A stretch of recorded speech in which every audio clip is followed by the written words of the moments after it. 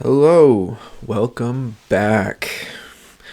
As we've touched on, vacations can often feel like controlled chaos draped over a structural idea of order. Yet we know that vacations don't always end up that way, and there's a reason people go on them.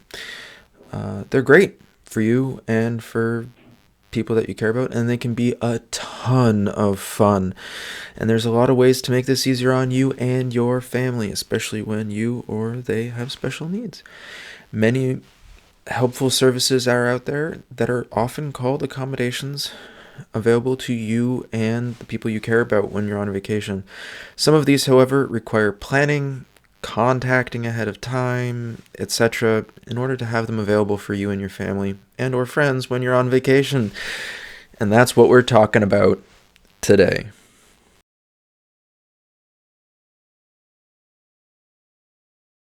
So, we'll start off by talking about hotels and places to stay. Um, when you're looking to make a vacation a bit easier, or one of the easiest places to start is where you're staying. It's where you start your day, it's where you end your day, it's where you come back to. It's sort of your little sanctuary when you're on vacation. Hopefully, that's the goal. Not always the case, unfortunately, but that's the goal. And it really depends on a lot of factors. How understanding the people you're staying with, the staff, the family members, the friends, the hosts, whoever they are of the people you're with and yourself, and your situations. What kind of other accommodations are set up and in place to help you get somewhere else and to help take care of you, or like other benefits. And sometimes staying with family has better benefits than staying at the most expensive resorts.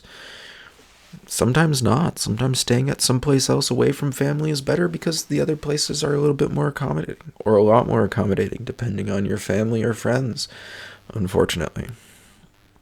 You might also, and they may or may not come with stress when you're with family that, doesn't need to be there.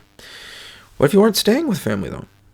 Like, how can you make it easier when you're not staying with family? Because obviously family is as family does sometimes, and for better or worse. Sometimes family knows your situation and that helps, and they're accommodating. Sometimes they know your situation and they don't understand and they refuse to, and they think you're just making things up, or other people are making things up. But other places are accommodating because they can understand that individuals with disabilities, including individuals who happen to have autism spectrum disorder or other disorders or disabilities, that sometimes they need a little something to help, or etc. Good news. These people exist. These places exist. So how do you find them, and what kind of things are there to look for? Well, two of the biggest names in this kind of situation are Disney. Yeah, Disney. The Disney. The Disney resorts. Disney of movie fame. Disney. The Disney. That Disney. And Great Wolf Lodge. Those two names are the biggest names in accommodation. They're becoming better prepared to serve those with various special needs, and especially those with autism spectrum disorder and their families. Now, at time of writing, Great Wolf Lodge and Disney are considered, at time of writing my script, they are considered to be the best. Now, they fluctuate in how they serve individuals because they are trying to get better, and sometimes it steps forward and steps back. And I'll use them as baseline throughout as we go through things, Disney and Great Wolf, but mostly Disney, as to what to look for or what to ask about, because they are sort of the gold standard. So that's sort of what we would aim for. Now, are they what we would hope for? No. Are they perfect? No. But they're getting better. So, it's a start. So, item number one to watch out for or to ask about is staff training. This is important and wonderful, and this is something that you're hopefully seeing more and more across the board in various fields. But again, focusing right now on hotels and places of stay across the board: hotels, motels, Holiday Inns, etc., etc. You know the song, whatever. What is it? So it's staff and individuals on sites being trained to understand situations for individuals with non-standard situations of life. So individuals with autism spectrum disorder, being aware of things like dysregulation, that it's not necessarily a temper tantrum, that it's not how to spot these things, how to respond in such a way that it doesn't escalate the situation, that it's respectful and dignified for the individual and the staff members and their families. How to be there for individuals. Hopefully, I would love to see them doing things for individuals with, say, narcolepsy or other disorders as well, and disabilities. Those, not quite as much, unfortunately. However, they are doing it more for individuals with autism spectrum disorder, and that's at least a first step in the right direction. How to be present, how to be respectful, how to answer questions, how to support, and that is awesome. And at least that's a first step, and that's generally a more global first step, is an understanding, which is great, and a being able to respond in awareness and dignity for individuals and their families, and working to not escalate situations that don't need to be escalated, and to be respectful and dignified and, again, supportive across situations.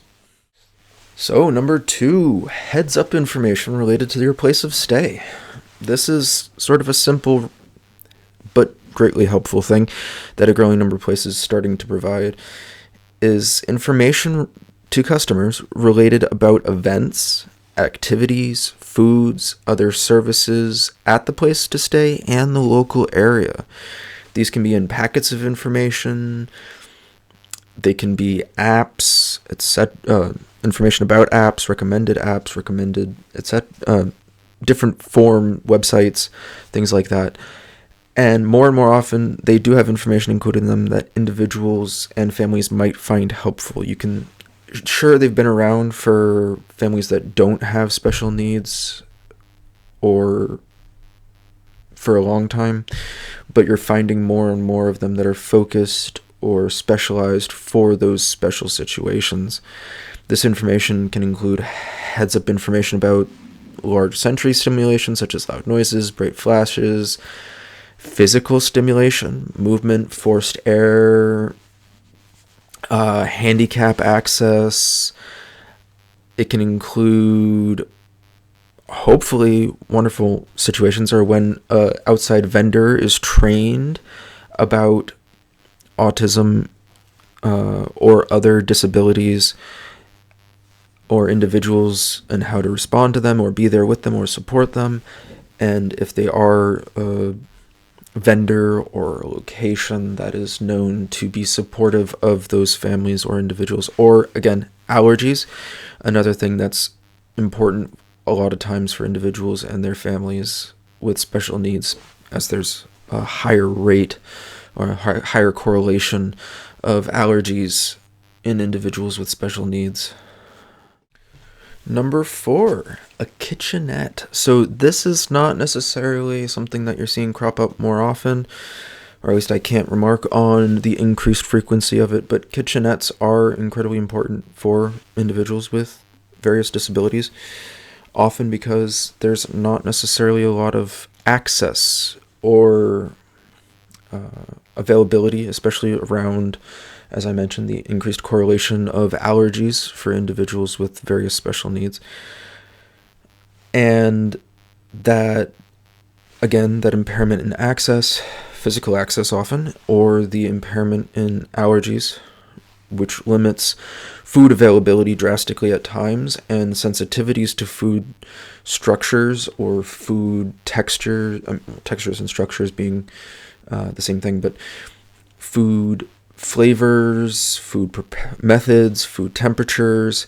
Having a kitchenette allows families and individuals to control these things, which is super helpful for individuals and families with members who have autism spectrum disorder, other food intake allergies, dysphagia,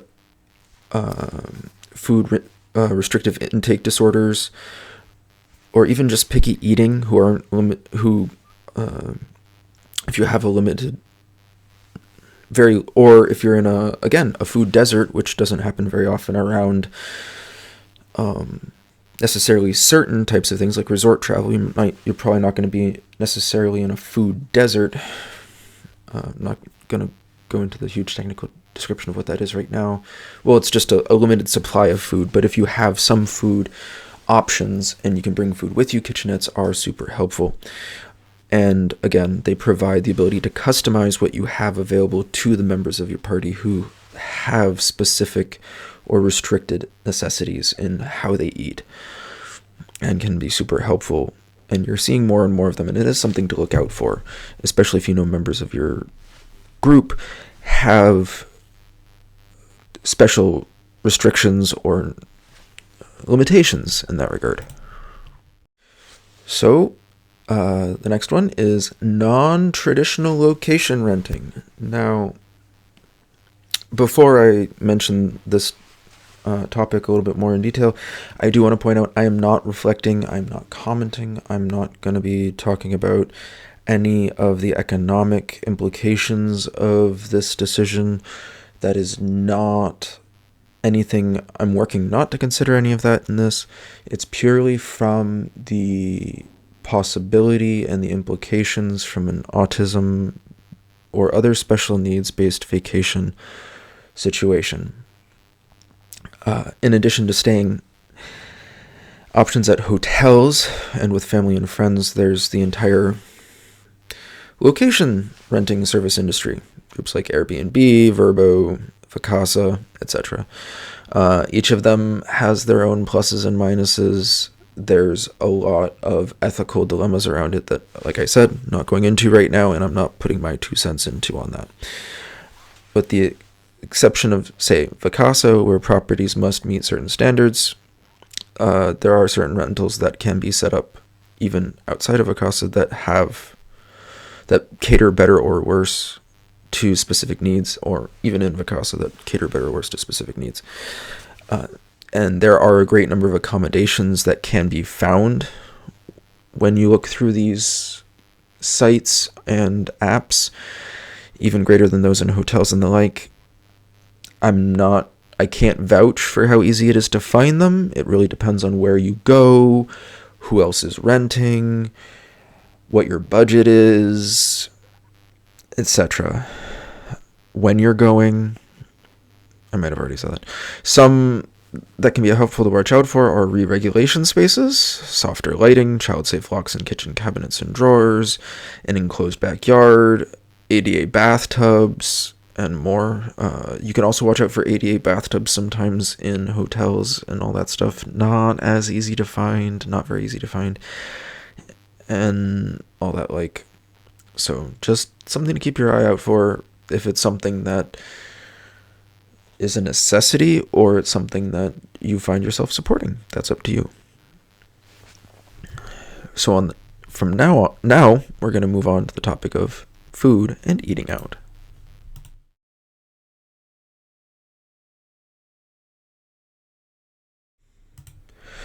So everything around food can be difficult for families normally, especially on vacations. This is especially true and heightened so when your family has individuals, at least one or more, with autism spectrum disorder or other special needs. Our family has multiple individuals with autism spectrum disorder and other special needs. And we, as many families do, also have individuals with multiple food allergies and intolerances that we have to balance. Our family does. So food for us can be very difficult at home on a daily basis, and especially when the occasions when we travel. It's daunting at times trying to accommodate intolerances, severe allergies, and who can eat what, who can eat where, who can't eat, who can eat. So what accommodations are out there that can help us, that we've learned about, that can help you and your families while you're out traveling? Let's get into that now. So first off, I briefly mentioned a few moments ago, cooking meals where you're staying, such as in kitchenettes. Sometimes some places will have more shared space kind of kitchenettes. If they don't have them in, say, your room, these can sort of run the risk of cross-contamination, which with severe allergies and intolerances can be dangerous. So you have to, obviously if you've got severe allergies, that's not an option. Unless it's pre-prepared meals and you've got safety precautions in place that are acceptable to you and the people you're traveling with, that's up to you. Extra layer of control over food is helpful and important if you've got those severe allergies and intolerances. I don't need to repeat what I said earlier about the kitchenettes. But the cooking meals where you're staying can be super helpful. So let's move on to the next part of how. So eating out, this is the main bread and butter, no pun intended. We'll make it intended. I guess pun intended of this section. So when you're eating out on vacation with family and friends who may have food intake restrictive things, disorders, picky eating, sensitivities to textures. That's not picky eating. I need to emphasize that. Sensitivities to textures, food intolerances, severe food allergies, or even not severe, but food allergies. Those are not to mess around with, etc.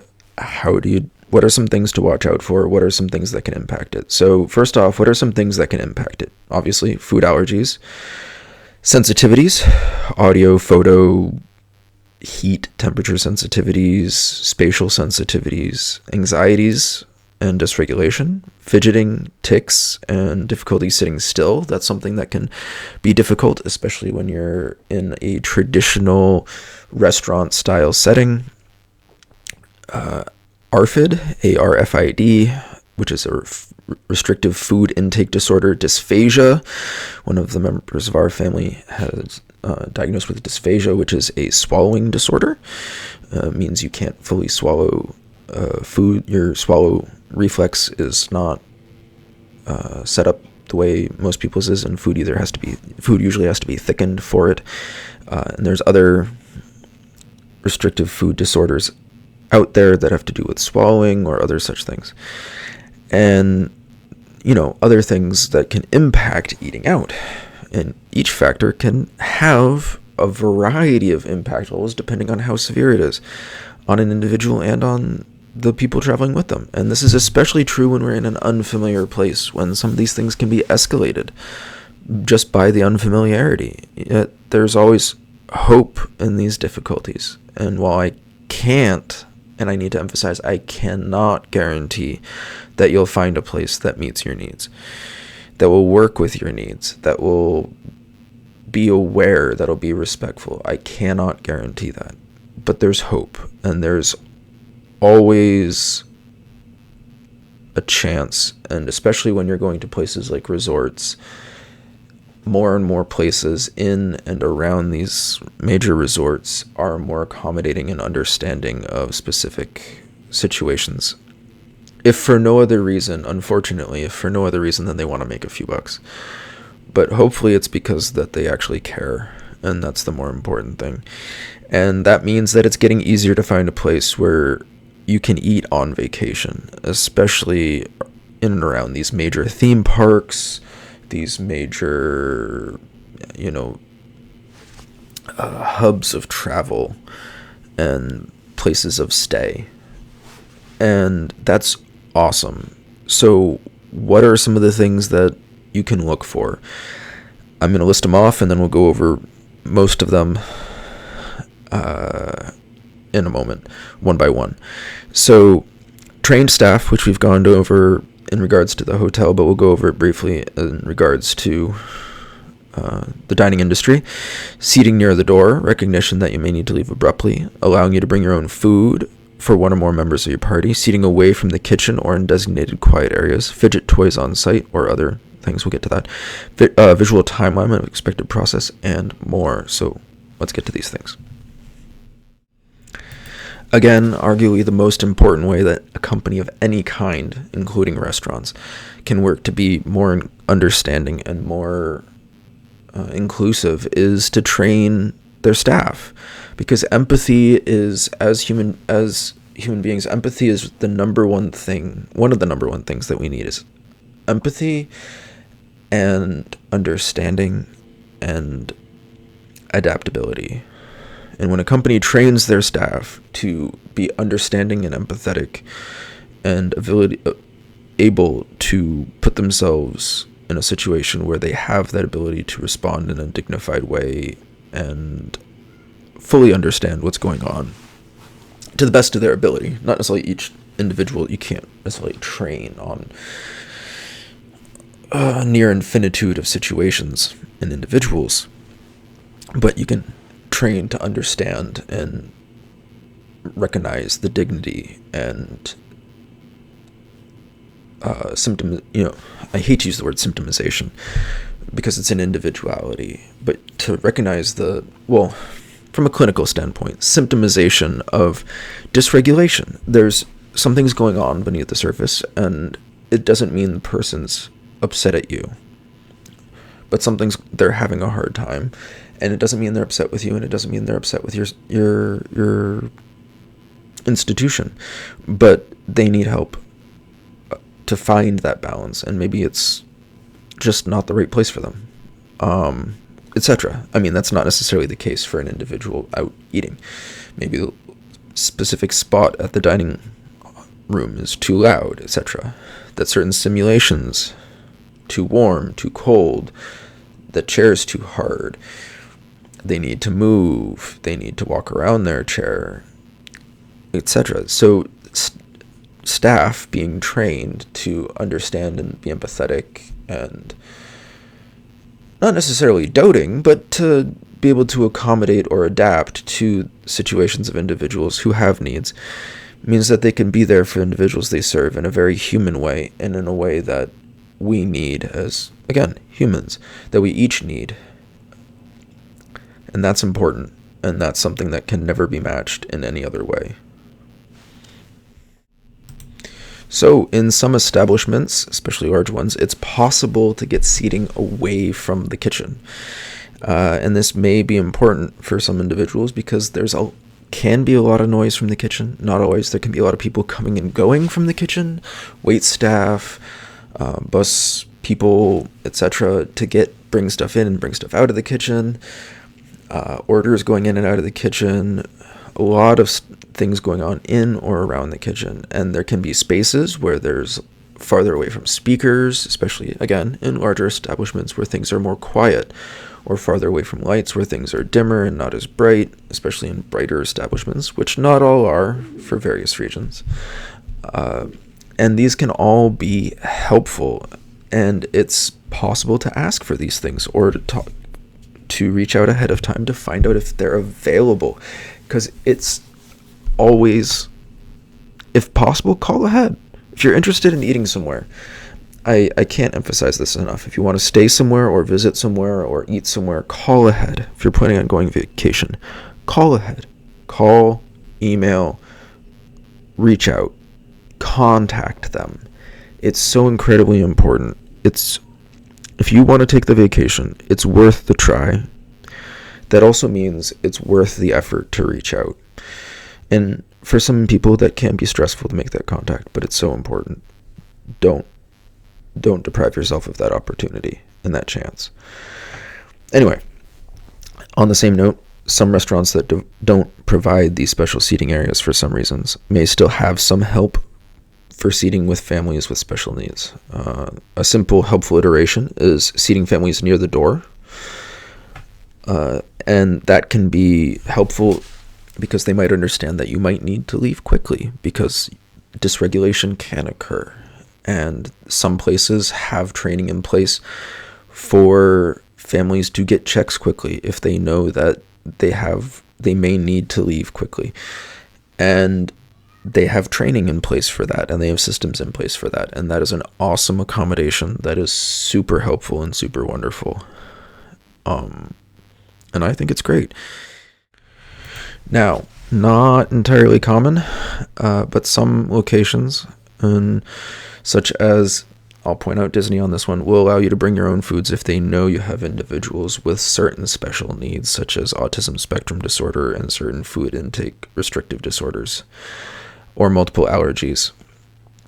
You need to talk with them beforehand, and certain foods, and there's restrictions on it, I think. Again, reach out with them, communicate with them. For the establishment means there's one less layer of complexity for them that they may have to deal with, or one more. It depends on the establishment, how they deliver things, how they deal with things. And it's one that you may see less often in restaurants, but it does open up the ability for them to serve larger populations of individuals who have disorders, but it does eat away potentially at things like profit margins, because that's one person who's not buying food on their behalf, on their side of things. So this is one thing that was actually more common when I was younger, but fidget toys and other little doodads on site. So when I was younger, you saw crayons and paper everywhere. I'd go somewhere, and if you had a kid with you, they were handed stuff to do. I don't see that often anymore. I go, whenever I'm out to eat, I don't see kids with stuff to do. It's like the kids have to find their own thing to do. Now, we as a family don't get to go out to eat often, and when we do, we don't often have very many accommodations. A lot of these are ones that I've found through research for others, or I've found through research and just we haven't had to use yet, thankfully. But some locations, or we haven't gotten to use. Some locations do have fidget toys on site, like a basket of fidget toys that you can borrow and put back. We as a family do bring our own bag of fidget toys with us wherever we go, in our car, things that are familiar for our kids. And I know that's common for a lot of families and individuals out there, is familiar fidget toys, familiar stuffies, etc., that help kids and individuals, not just kids, but our cases are most of the individuals in our family with autism, not myself, but I have autism spectrum disorder, but our boys also have autism spectrum disorder. At least one of them does. Both of them do, actually. And they have their own re-regulation methods, and their tools that they use are different, and they bring their own things, and they're both kids, hence the kids that I often use, phrasing I use. But for myself, I have different re-regulation methods than they do, and I do my own fidgeting with my own fingers instead of objects often. It is a shame, I think, that they don't often provide crayons and pencils and paper to individuals of all ages, and I think that would be a wonderful fidget-based accommodation across age groups. But again, I haven't seen that very much since I was a kid. I don't really know when that sort of phased down, and I know that is a cost to establishments. I do think it's one that's worthwhile, but I can't speak on profit margins. So, all right, the last one for this subsection is a visual timeline. Now, this is one that's incredibly rare at restaurants and places to eat, but it's visual timelines of what to expect, and they're absolutely awesome when a restaurant provides them. And what they are is, for those of you who are familiar with the various Velcro timelines or visual timelines that exist out there. They help an individual or a family know what to expect and when, and you can remove a thing when that thing has happened. And so you know what's left and what the order is that events will occur. And it's great for individuals who have either autism spectrum disorder or who have, say, ADHD and don't remember where we're at in the process, and who, might get anxious about where things are in the process, etc.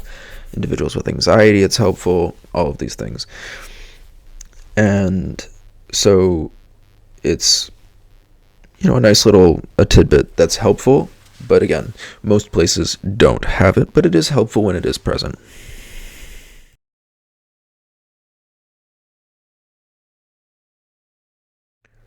While out and about at various places during a vacation other than food establishments, there's a massive number of accommodations that are available to you, your family, your friends, everyone with you who has autism spectrum disorder, who has other diagnoses, etc., that can help and make things easier, more relaxed, more fun, just a better experience.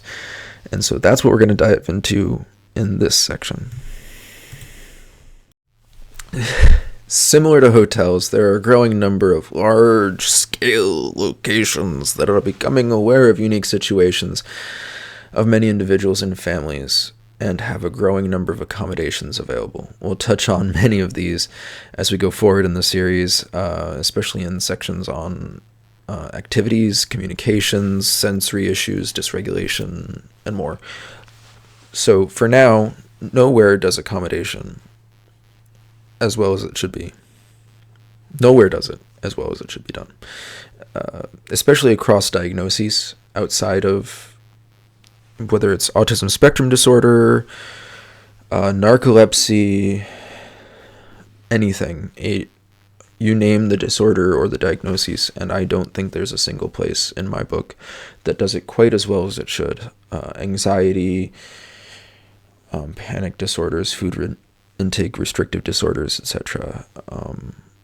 However, different resort destinations do it better than others, maybe unsurprisingly to most people, but Disney Resort, for example, are considered to be one of the best, if not the best right now, and historically have on average led the forefront in these accommodations. They have a plethora of accommodations that are targeted towards individuals with autism spectrum disorder, but the accommodations available to those with other diagnoses and needs varies pretty drastically by diagnoses. Again, just using Disney as example because they are sort of the leaders in the field and considered the biggest name right now as of recording.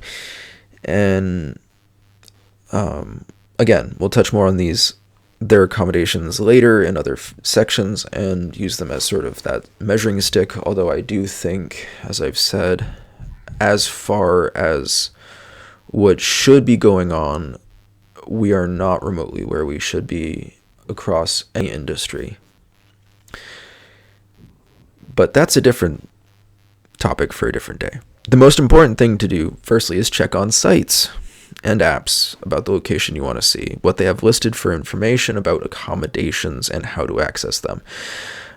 Disney, for example, Disney's website, Disney app, depending on which Disney you're going to, Disneyland, Disney World, Disney... I don't remember how many other are, 8 or 12, whether it's a Disney cruise, whether it's a Disney hotel, etc. I mean, we're talking about amusement parks and theme parks right now, but etc. Or if you're going to say, I don't know, I'll continue to use American amusement parks for right now, but say you're going to Hershey Park, or you're going to Legoland, or you're going to Great Wolf Lodge. Check websites, check apps, and then email them, call them, contact them, get a hold of someone, and discuss and record your communications with them about what to expect and have a written account of it so that you have something so that you can reference what you know that you should expect for your specific needs for your traveling party, for yourself, for your family members, for your friends, again, whoever's traveling with you, so that you know what your situation is, what your needs are, which ones will be met, which ones won't be met, and how. So that you know what to expect. What may or may not be a surprise to you is there's a growing number of towns and cities themselves that are working to make themselves better prepared as a whole to serve individuals with various diagnoses and their families. This includes being there and ready to work with individuals and families who have autism spectrum disorder. Now, I want to use this moment to make a shout out to Myrtle Beach. As I point out, there's a growing number of places that are improving their means of supporting families and individuals with special needs, and Myrtle Beach is one that's well known for it, and it's done some really great first steps and more to integrate and educate communities that are accessible to all people. So Myrtle Beach, at the time I'm putting this together, when I was putting together my script for this, was doing a lot. There's an entire page on their website dedicated to information just for individuals diagnosed with autism spectrum disorder and their families. And at the time I was getting the notes together, it stated autism friendly vacation guide. They had an autism friendly vacation guide up, and the beach is for everybody. The beach is a place where everybody can belong, and we mean everybody, every ability, every family, everyone. Myrtle Beach, South Carolina has been committed to providing an autism-friendly vacation experience since January 2016, when Surfside Beach was recognized as the first certified autism-friendly destination. We strive each day to create a more welcoming and inclusive place for families to vacation, relax, and enjoy all there is to do at the beach. So this page then goes on to have links to more specific, helpful information about the area, sensory-friendly places, sensory-friendly events, places to stay, places to eat, things to do. They also have links to related stories. You can find links to see which local businesses have signed a sensory-friendly pledge. There's information for families traveling through their international airport, including information about their quiet room. Myrtle Beach works with the Champion Autism Network, and through them has been certified as an autism-friendly destination. Many businesses in the area accept and respect the Champion Autism Network card, which is something that they talk about and put forward on their site, though I didn't notice until I got down into the FAQ lower on the page anything about that, so it was sort of tucked away, though honestly I may have missed it higher up. I just didn't notice it until I was farther down the page. Also mentioned down in the FAQ section is something called Project Lifesaver, which helps to keep individuals prone to wandering or getting lost safe.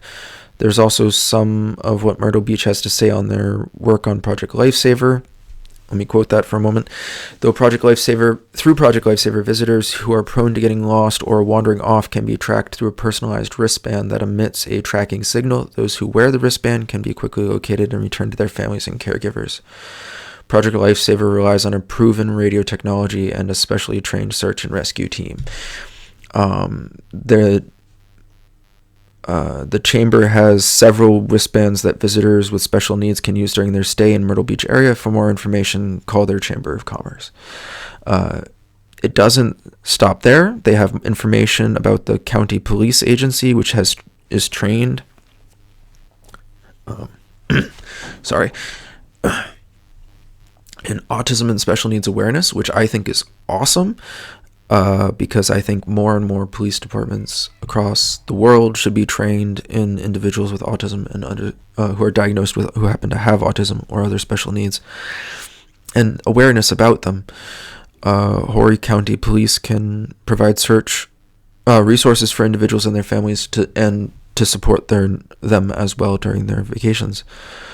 There's multiple sites and organizations and apps out there, aside from Myrtle Beach, to help families and individuals with special needs find places that are available to them. An example mentioned above was the Champion Autism Network, who have a site and apps, not sponsored by them, just happened to find it through Myrtle Beach and thought it was pointing out because they mentioned it. And there's tons out there, tons and tons out there. It's not limited to them by any means. Do your research, find what works for you right now. As well, there can be locations that aren't registered with whatever site or application you may be looking at. So definitely do make sure you put in extra research if you're looking at going to a location, just because a single app might not have anything or a single site might not have anything. Double check. It's always worth double or triple checking. This may be the age of AI, but a lot of things still get missed. A lot of things are, and presumably will still be all discombobulated. So always double, triple check and do your research. Ask questions, reach out, contact, do your homework, even as an adult. But it's worth it. It's one of those situations where doing the extra effort, putting in a little extra time, it'll really pay off. It'll help make the vacation a lot better, putting in a little extra time, sending out a few extra emails or a few extra calls or a few extra whatevers, spending a little extra time on the internet before you leave the house, before you even finish planning. It'll make a huge difference, and it's really worth your effort. I really can't stress that enough. So before we end this video, I want to say thank you for watching. I'm really glad you're here. You and your family are loved and you matter. Life can be incredibly difficult and unforgiving. If you're in a place of your life like that right now, know that you're not alone. Being a parent or a family member or an individual with any diagnosis of a disorder or anything like that can be very impairing, not because you're diagnosed with it, but literally because you have it. Because your life was difficult before someone handed you the piece of paperwork or sent you the email that said you had it. That's why you went looking to find out what was going on, or why you went to find out what was going on for your family member or loved one. You just now have words to describe what it's called. It's not easy. It can be really hard and taxing. You are not alone. You and your loved ones are worth it. I'm Mike Malcolm. I'm looking forward to seeing you next time. Thank you for joining me.